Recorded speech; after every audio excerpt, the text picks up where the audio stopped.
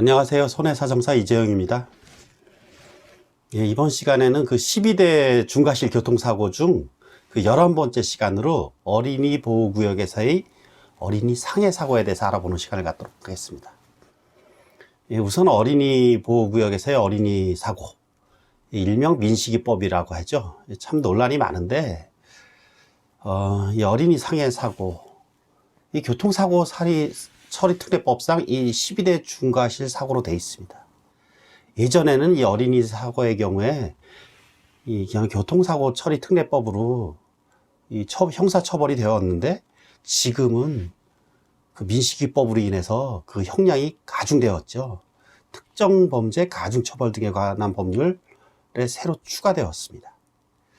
참 논란이 많은데 어린이 상해 사고 어떤 것인지 알아보도록 하겠습니다. 우선 우리 교통사고 처리 특례법의 이 취지는 이 운전자에게는 운전의 편익을, 그 다음에 피해자에게는 피해의 신속한 회복을. 근데 이 두 가지는 상충되는 측면이 있죠, 서로. 어느 한쪽에 치우치게 되면 다른 쪽에 이익이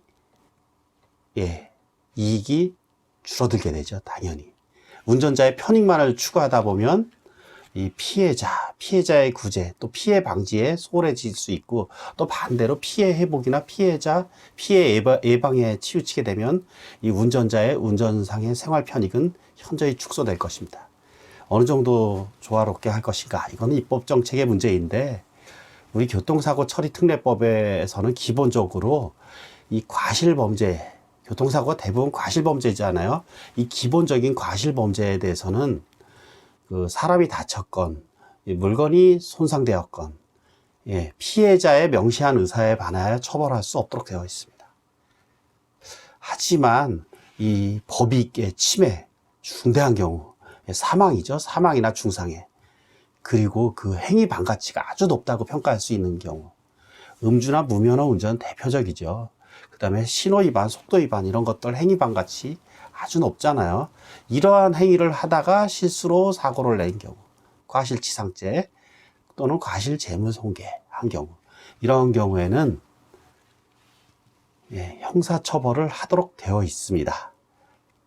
근데 어린이 보호구역에서의 상해 사고, 요건 약간 좀 다른 문제가 있는데, 음주나 무면허는 그 교통사고에 이르게 된 그 선행행위, 음주 무면허 이 자체가 행위 반가치, 비난 가치가 높잖아요. 근데 어린이 보호구역에서의 사고, 이것은 좀 이와는 약간은 성질을 달리합니다. 그렇다 보니까 약간 논란이 많을 수밖에 없습니다.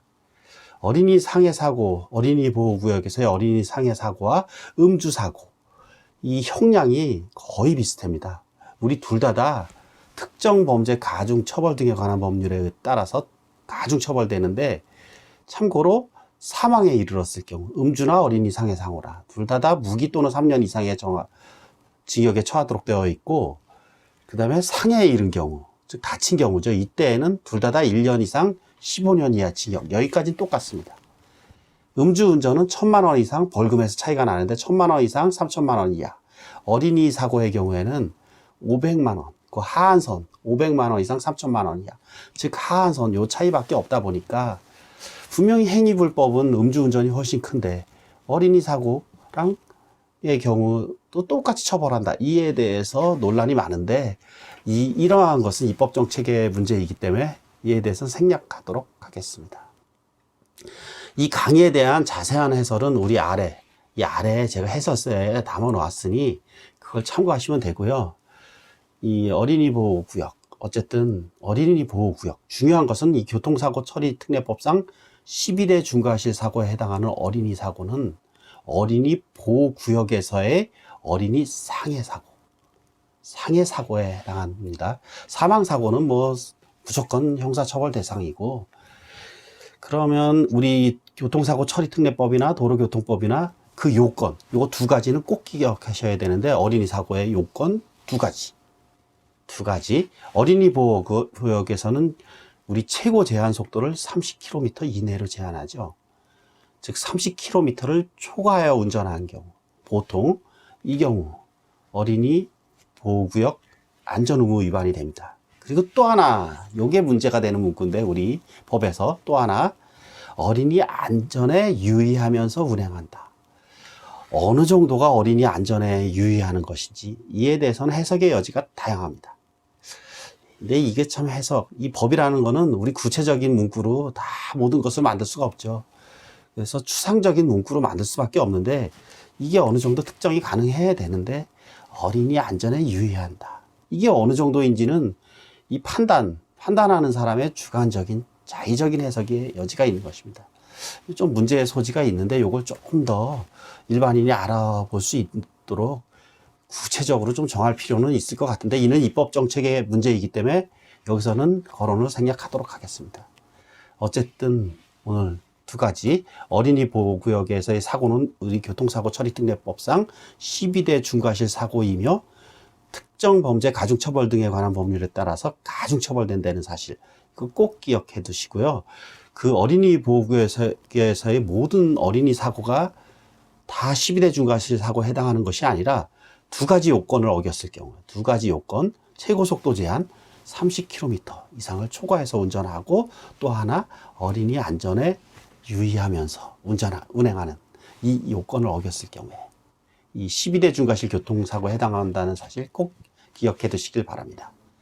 어린이는 자라나는 새싹입니다. 어쨌든 어린이 보호구역에서 그 운행은 그 어떤 때부터 보다 세심하고 주의 깊게 하여야 한다는 것은 당연한 이치입니다. 어린이의 판단 능력은 성인에 비해서 현저히 떨어지죠. 참고로 어린이의 기준은 우리 도로교통법상 만 13세 미만인 자를 말합니다. 예, 오늘 어린이 사고에 대해서 말씀드렸고요. 다음 시간에는 우리 12제 중과실 교통사고의 끝 시간이죠.